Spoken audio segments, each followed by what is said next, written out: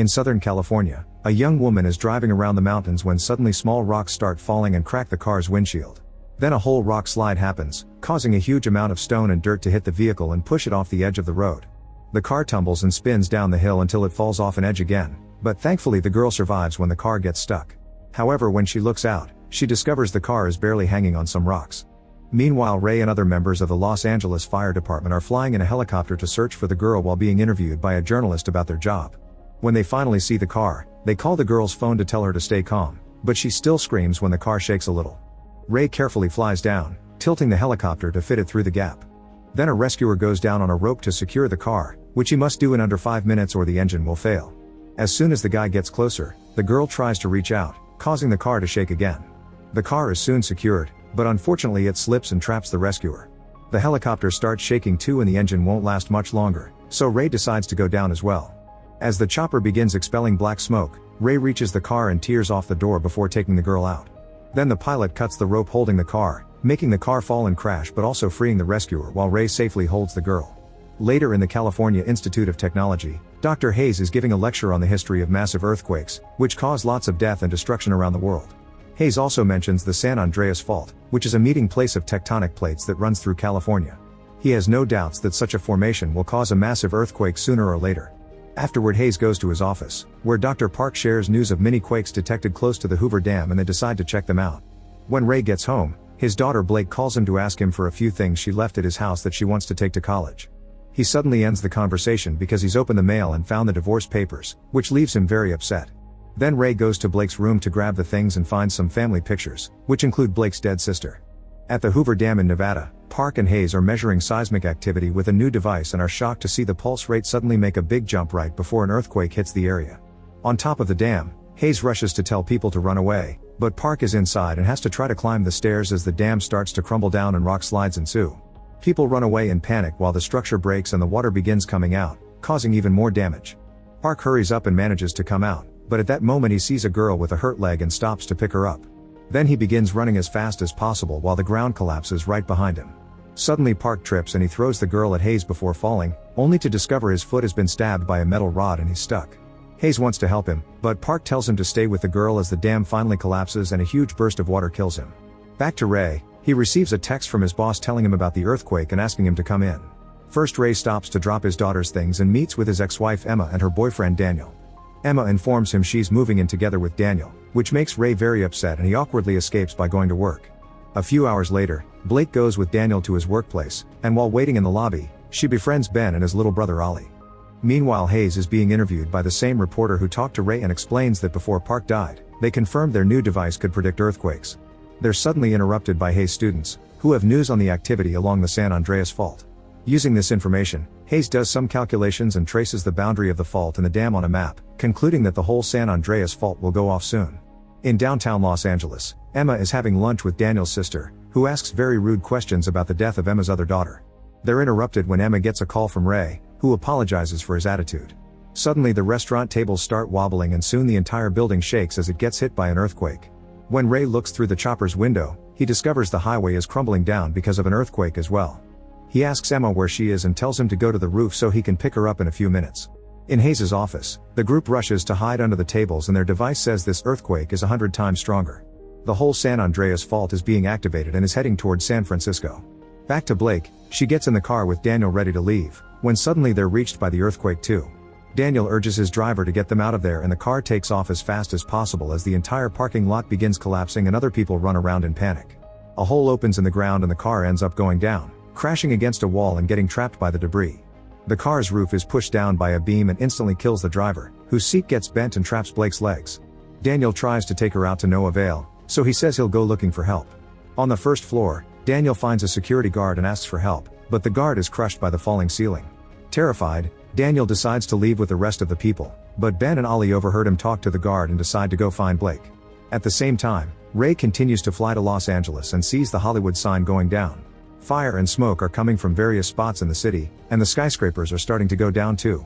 In the restaurant, people are panicking and Emma tries opening a door, only to find a hole and a man falling to his death.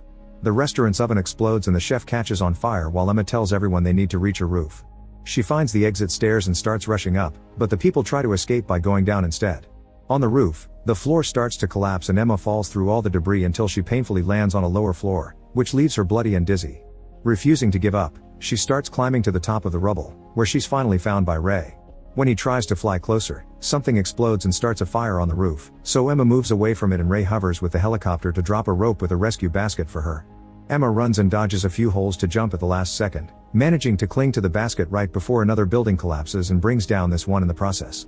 Ray immediately pulls her up and returns to the pilot seat, where he must grab the controls as the helicopter is sent into a tailspin by another falling skyscraper. After lots of spinning and losing a door, Ray gets the helicopter under control and flies away before the buildings can crush them. In San Francisco, Blake finds her phone and calls Ray to ask for help, but she soon loses the signal. While Ray tells Emma they're going to rescue her, more debris falls on top of the car.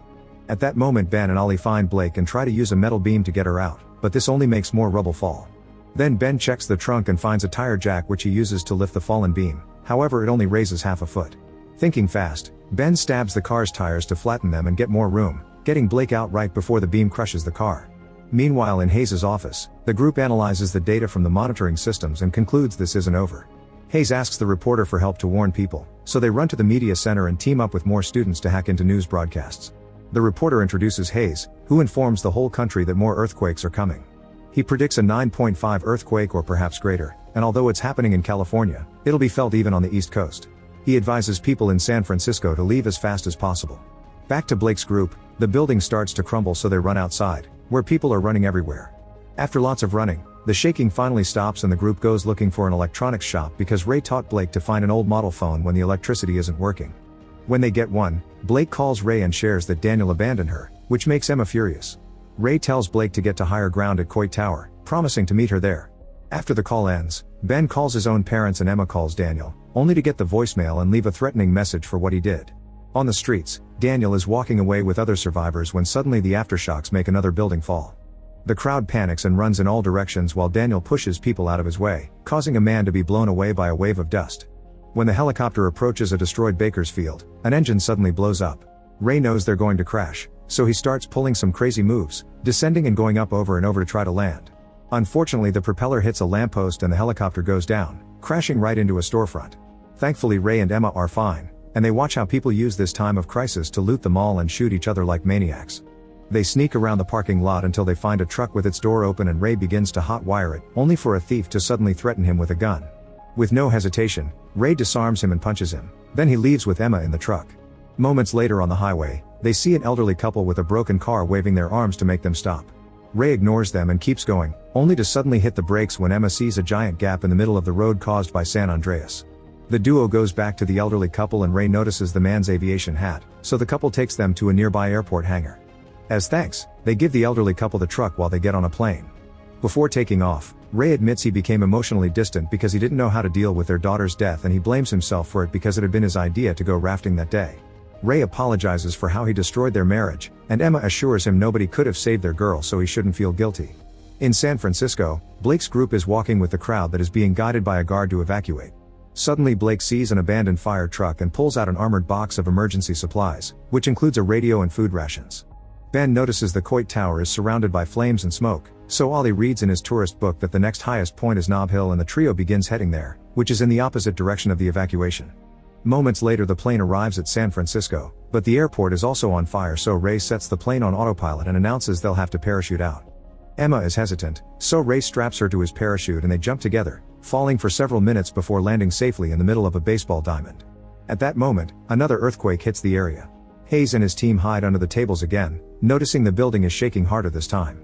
In the streets of San Francisco, the trio falls as the earthquake starts bringing down the power lines and destroying buildings.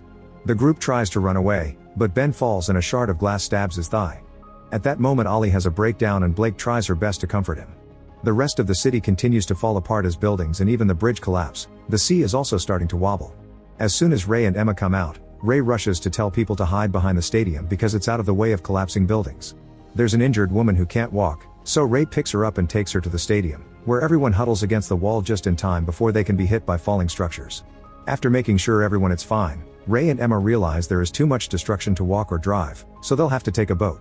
Once the earthquake stops, Blake takes the shard from Ben's thigh and wraps the wound up. Hayes checks his computer and confirms it's the biggest earthquake recorded in history. Minutes later, Ray and Emma discover the tower is burning, but Ray knows Blake must have gone to another building. At that moment he notices the water level changing too quickly and realizes a tsunami is coming. A warning reaches Blake through the radio and the alarm starts echoing through the city, so they won't make it to Nob Hill in time. Blake notices the building that Daniel had been building nearby and decides they must hide there. On the coast, hundreds of boats are trying to get away only to be blocked by a massive wave. Some boats drive upward and fall, but Ray keeps enough control to reach the top. Unfortunately they come across a container ship that almost kills them. Thankfully Ray moves away just in time and the ship only takes their roof. Containers are also falling, so Ray drives fast to dodge them all as the ship flips over onto the Golden Gate Bridge. Lots of survivors are killed by this, including Daniel and the elderly couple.